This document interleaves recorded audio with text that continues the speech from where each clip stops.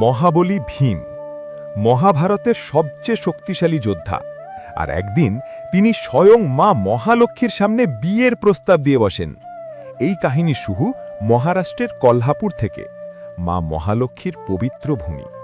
বিশ্বাস করা হয় এটি এক জাগ্রত শক্তিপীঠ।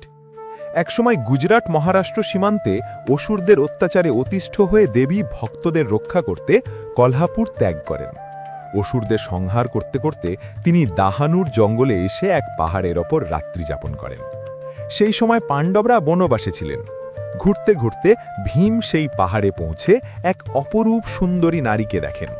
তিনি আসলে মা মহালক্ষ্মী, কিন্তু ভীম তা জানতেন না। মুহূর্তের মধ্যেই ভীম বিবাহের প্রস্তাব দেন। দেবী মৃদু হেসে বললেন, আমি রাজি, তবে একটি শর্তে। সূর্য ওঠার আগেই এই নদীর ওপর একটি বিশাল বাঁধ তৈরি করতে হবে, যাতে গ্রামের মানুষ জল পায়। ভীম চ্যালেঞ্জ গ্রহণ করলেন। তিনি বিশাল পাথর উপরে নদীতে ফেলতে লাগলেন। অল্প সময়ে বাঁধ প্রায় সম্পূর্ণ। দেবী চিন্তিত হয়ে পড়লেন। তখন তিনি এক লীলা করলেন। ভোর হওয়ার আগেই মুরগির রূপ ধারণ করে ডাকতে শুরু করলেন।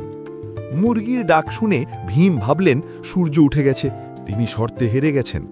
রাগে শেষ পাথরটি ছুঁড়ে ফেরে অসম্পূর্ণ বাঁধ রেখেই সেখান থেকে চলে যান।